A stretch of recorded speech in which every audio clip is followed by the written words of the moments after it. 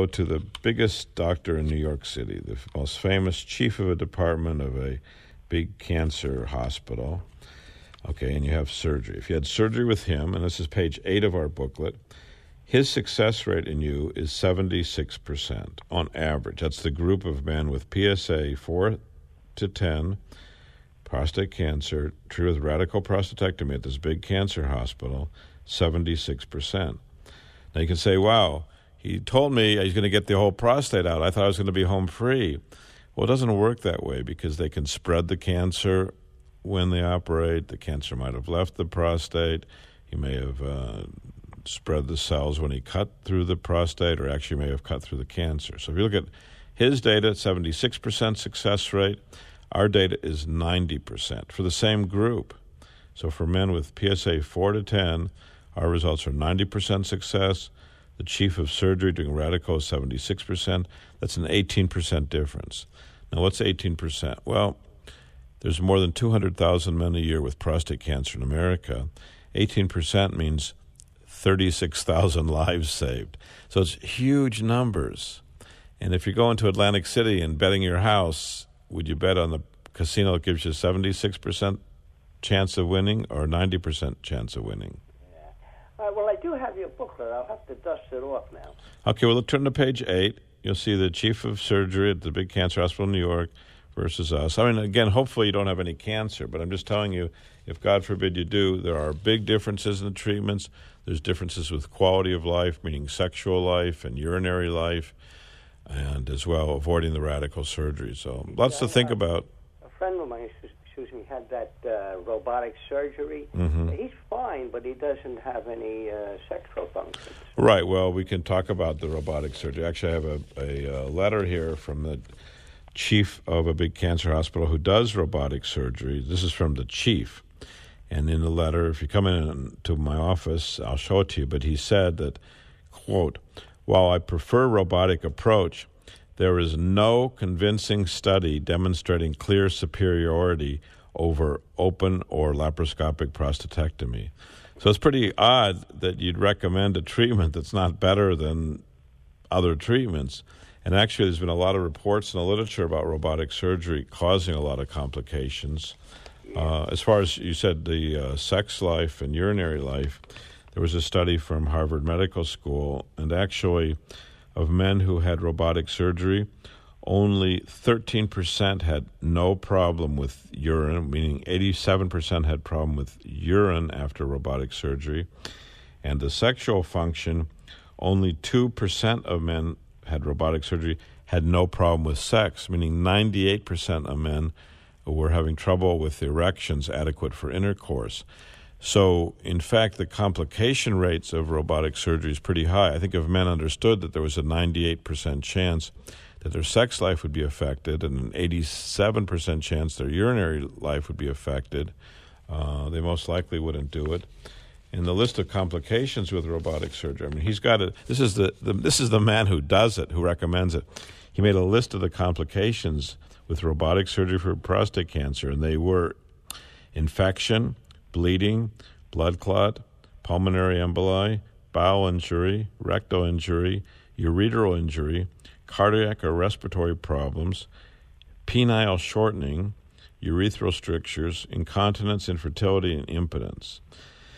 And I mean, there's a big thing going on right now that men are expressing. And actually, I've been involved in medicine for 40 years, and no one ever talked about this. But the fact when the prostate's removed, they have to sew back the tissues. And when they sew back the tissues, actually bringing the penis inside. So penile shortening is something that also bothers a lot of men because they wake up from surgery and their penis is shorter, and they don't understand why. And the answer is because it's been brought inside. Because the prostate's, let's say, about the size of a plum. So when you remove that, the tissues all have to come together. So there's a lot going on, and unfortunately, I believe most men don't really understand what's happening to them when they have the surgery. They think they're going to be home free, and it's far from that. Okay, well, that's very nice of you. I appreciate your time. All right, God bless you, and good luck. And stay in touch. Give me a call at our office number, which is that 212-CHOICES number, 212-246-4237 during the week, and we can talk more if you want. All right. Thanks very kindly. All right. God bless you, and thank you. Okay. We're going to hear from our sponsor now, and we'll be back in just a few minutes. So here's Dr. Lederman. For cancer treatment, most prefer effective, non-invasive, well-tolerated outpatient therapy. At Radiosurgery New York, the radiosurgery pioneers, that's our goal too. We're first in America, first in New York, first for you with body radiosurgery. We hit your cancer from head to toe with no cutting, no bleeding. We have decades of experience with primary and metastatic, large or small cancers. Cancer treatment with possibly a second chance for you, even if chemo, radiation, or surgery didn't work or isn't tolerated. Our goals are the best results and quality of life. Hi, I'm Dr. Gil Lederman. For a free booklet and DVD, call 212-CHOICES. 212-CHOICES for a fresh second opinion. Most insurances, Medicare, Medicaid accepted. We're super convenient, Broadway and 38th in Manhattan. Hyperthermia 2. To hit your cancer, call 212-CHOICES. 212-CHOICES for Radiosurgery New York. At Radiosurgery New York, the best prostate cancer treatment is custom tailored for you. Each man with prostate cancer is unique and seeks the best results based upon PSA, Gleason score, and stage. That's why custom-tailored prostate cancer treatment is most logical. Not every man should get the same treatment. Custom prostate cancer treatment here is outpatient and takes as little as 1 hour. Our goals are your best results, avoiding radical surgery, maintaining your sexual and urinary function, and your life. Most insurances, Medicare, Medicaid accepted. Hi, I'm Dr. Gil Lederman. Call us at 212-CHOICES, 212-CHOICES for a fresh second opinion and a free booklet DVD. Conveniently located in Manhattan at 38th and Broadway.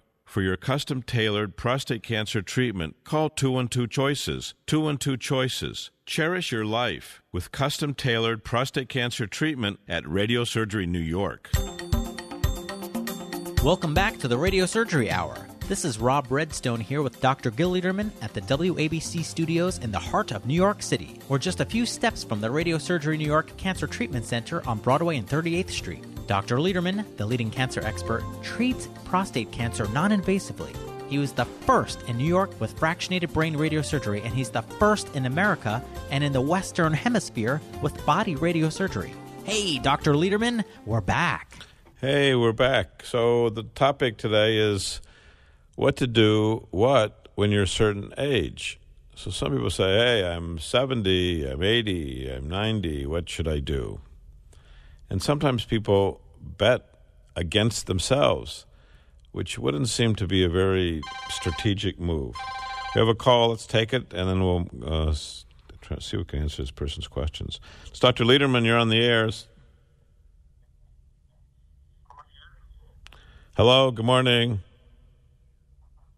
Yeah, we can't hear you. You have to call us at 800-848-9222. Call us at 800-848-9222, and we'll be happy to take your call. So, what happens when people bet against themselves? Well, in walked yesterday a 100-year-old woman. Now, she didn't look to be 100. If I had to guess, I would have said she's 75. But she's 100 years old. She told me her birth date. She was born in 1913. I had to do the calculation. I said, wow.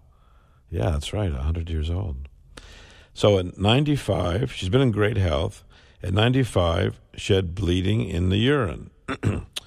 So her doctor looked inside the bladder. He did the right thing. He found a cancer. He recommended treatment. And she said, what the heck? I'm 95. I don't need to get treated. Well, was that the right decision? So now, over the last months, she's been bleeding in the urine. Blood in the urine. Blood. She's been bleeding in the urine. And for any one of you out there, if you have blood in the urine, it's a warning sign. Take it seriously. See your doctor. Come and see us. But it's a warning sign. Please get taken care of. So now the blood and the bleeding is relentless. And now she's up all night urinating. Well, why is she urinating? Well, she's probably urinating up all night because the cancer is now growing through the bladder wall. It's irritating the bladder. And because it's growing through the bladder wall, it's growing through blood vessels, which are now bleeding. So she has relentless bleeding and relentless pain. Her cancer, when it was biopsied, was found to be a high-grade transitional cell cancer. She doesn't have much in the way of history. She's been in great shape.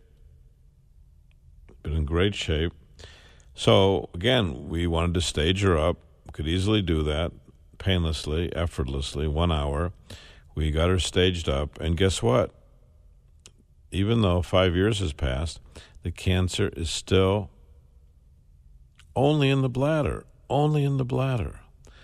So she chose to come with us to have treatment for that cancer. She wants 5 treatments only in our hands, which were the first to do stereotactic body radiosurgery in New York, in America, in the Western Hemisphere. We've been doing it for years and treated thousands of patients. And we most likely can stop the bleeding and shrink the cancer, hopefully get her into remission. We staged her up. There is no cancer anywhere else in the body. So we'd like to see her go on and on and on and on, and she's very likely to do so. She's been in pretty good shape. She made it to 100, and I think she's going to make it more. So it's just a sign, don't bet against yourself. You don't know how long you're going to live. Let's do the right thing every step of the way, and then you're more likely to live longer and better. And she most likely is going to live longer and better.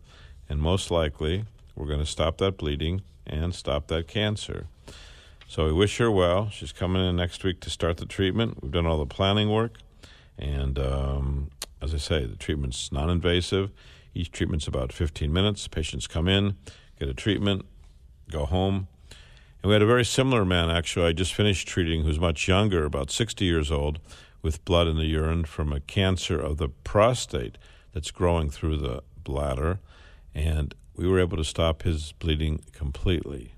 So before he used to come to us white as a sheet because he was losing so much blood. Now he looks like the rest of us, like he's come to life. And he's come to life because we were able to offer successful treatment. It's working without cutting, without bleeding, without chemotherapy.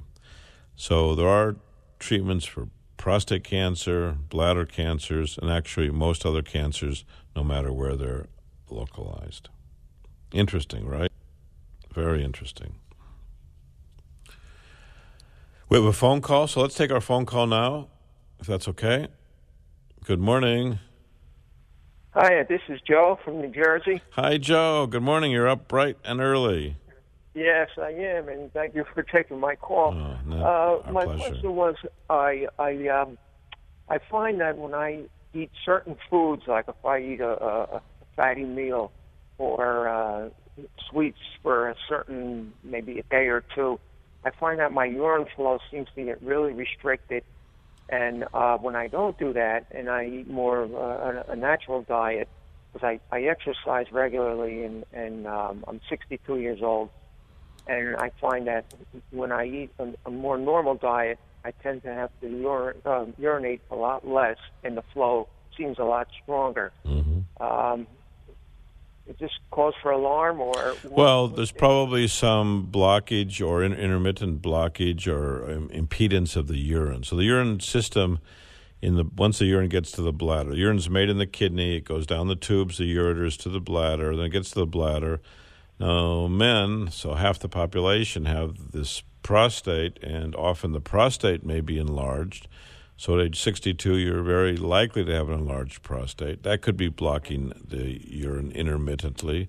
And not everyone has problems every day. So you may be equating it with the food, but actually it's most likely just a blockage intermittently from the prostate. There could be other causes. And yes, I would get checked out because you're symptomatic. It's causing you symptoms.